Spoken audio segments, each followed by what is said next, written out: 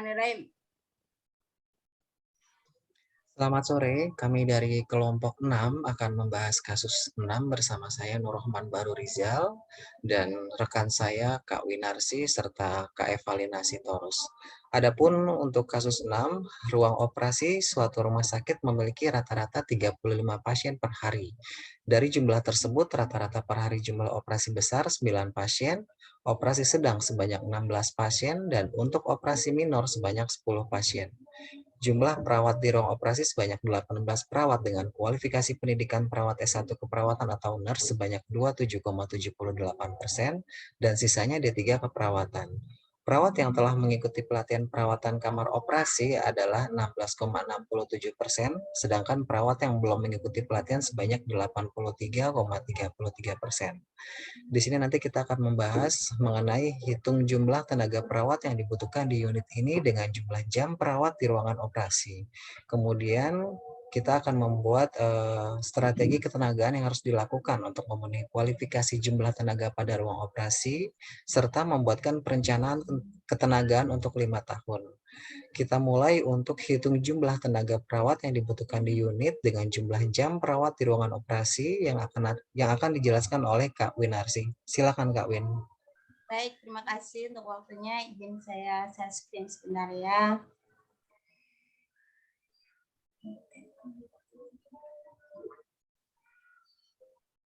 Sudah terlihat? Sudah Kak.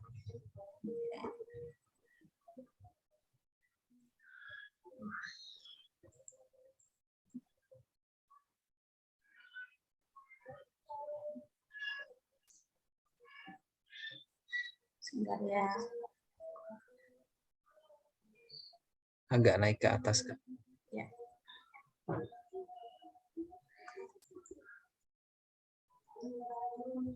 Ternyata besar. Kecilin layar. Sebentar, saya stop screen dulu.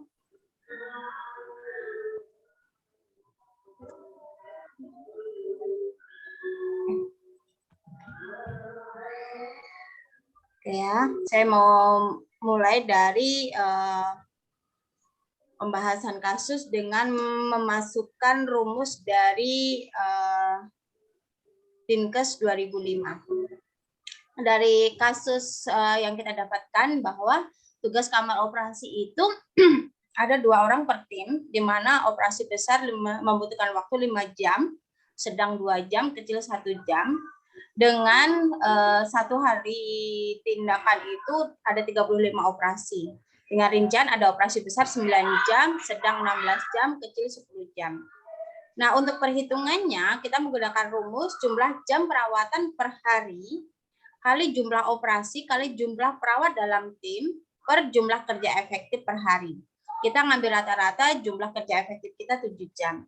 Jadi 9 kali 5 ditambah 16 kali 2 kamar operasi sedang, ditambah 10 kali 1 jam operasi kecil kali 2, karena jumlah perawat dalam tim hanya 2, dibagi 7 jam.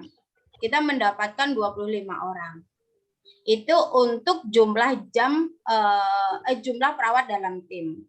Di mana kalau kita mengikuti pasien safety, seharusnya di kamar operasi itu ada perawat scrub 1, sirkuler 1, dan asisten anestesis 1.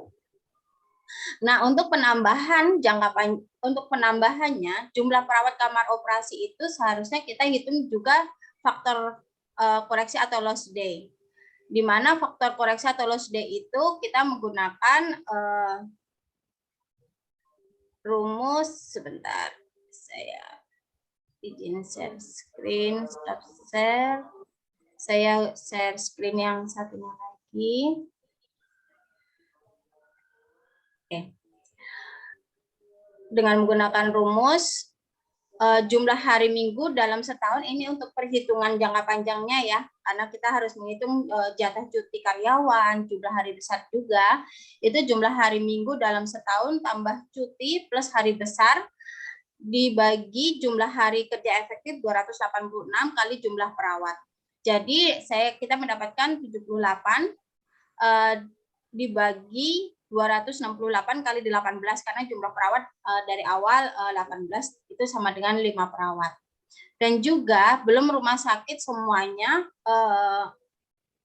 menerapkan job desk perawat masing-masing. Kadang job desk perawat itu masih merangkap-rangkap atau non nursing job. Jadi kita hitung contohnya untuk membersihkan ruangan, konfirmasi atau handover pasien, terus kebersihan alat-alat itu juga kadang masih dikerjakan oleh perawat. Jadi kita hitung juga dari jumlah tenaga perawat yang ada plus lost day dibagi 100 kali 25. Jadi kita mendapatkan 1 orang itu untuk penambahan. Jadi seharusnya total jumlah perawat yang harus tersedia itu 25 ditambah 5 ditambah 1 yaitu 31 perawat kamar operasi. Bila kita memperhitungkan pasien safety. Oke, untuk strategi ketenagaan saya kembalikan ke Ibu Evalina.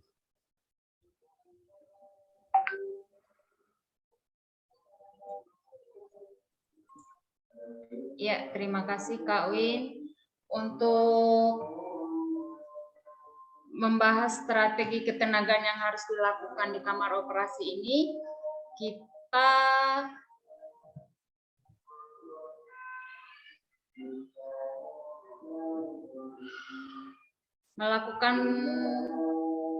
melihat total jumlah perawat yang harus tersedia itu adalah 25 ditambah 5 tambah 1 sama dengan 31 perawat yang harus berada di kamar operasi tersebut. Jadi kekurangan perawat dalam kamar operasi tersebut adalah 31 dikurang 18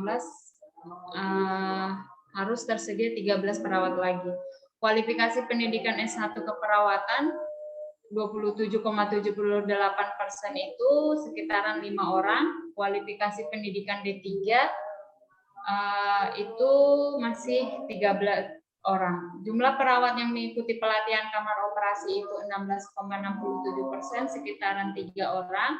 Jumlah perawat yang belum mengikuti pelatihan kamar operasi itu ada 15 orang.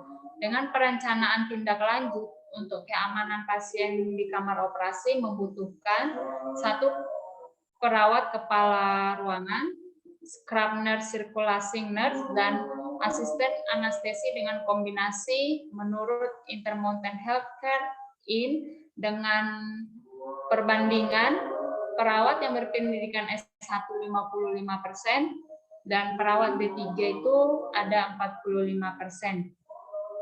Jadi kita bisa lihat dari kasus itu sangat jauh kekurangannya menurut si Intermountain. Untuk strategi ketenagaan yang harus dilakukan untuk memenuhi kualifikasi jumlah tenaga keperawatan tersebut, kita melihat dari banyaknya operasi per hari dan jumlah ketenagaan yang tersedia adalah tenaga perawat melanjutkan dinas jam kerjanya sampai operasi selesai, atau biasa kita bilang melemburkan tenaga perawat. Baru menjadwalkan dengan seksama tindakan operasi sehingga tidak ada jadwal operasi yang bertabrakan. Untuk perencanaan ketenagaan 5 tahun ke depannya itu kita mengambil rumus Depkes 2005 dengan rumusnya kita bisa melihat, bisa dikebawahin Kak. Dengan formula Depkes ini tenaga perawat itu jumlah jam keperawatan per hari kali hari per tahun kali jumlah operasi kali jumlah perawat dalam tim dibagi jumlah hari efektif 1 tahun kali jumlah jam kerja efektif per hari. Maka 1 tahun itu ada 365 hari dan hari kerja efektif itu 255 hari. Kita bisa dapat dari 365 dikurang 12 hari libur nasional dan 12 hari libur cuti tahunan dikali 3/4 itu bisa dapat 255 per hari. Kalau ini beda buku atau beda penelitian, beda hari kerja efektif perawatnya, ada yang mengatakan 255 dan ada juga yang 286 tersebut. Jadi kita ini mengambil dari Depkes 2005. Maka dapatlah hasil ketenagaan 5 tahun ke depannya itu yang dari kasus ini harus memenuhi 36 orang. Itu kita bisa dapat dari 9 kali 5 kali 5 kali 365 ditambah 16 kali 2 kali 5 kali 365 ditambah 10 kali 1 kali 5 kali 365 dikali 2 dibagi 5 kali 255 dikali 7, maka dapatlah 36 orang. Yang kedua, perencanaan yang kita buat, tenaga perawat yang sudah tersedia harus direncanakan untuk pelatihan keperawatan bedah untuk menambah skill sumber daya manusianya. Baru yang ketiga, perawat yang masih bergelar strata S1 diharapkan mengikuti jenjang perkuliahan ke S2 berikutnya. Melakukan rekrutmen dengan bekerja sama ke hospital koordinator untuk pemenuhan tenaga kamar operasi. Baru langkah ke-6-nya kita membuat program kerja untuk tahun ke depan berikutnya.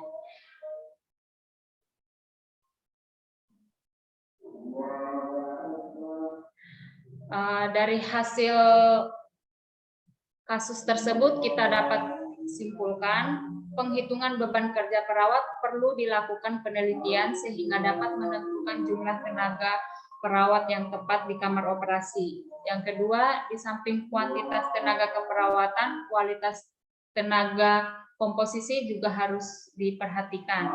Yang ketiga, pemenuhan tenaga keperawatan juga merupakan aset rumah sakit. Yang berikutnya daftar pustaka yang kita ambil itu bisa dilihat sendiri. Demikianlah hasil diskusi kami untuk membahas kasus di kelompok 6. Terima kasih. Oke, baik, terima kasih.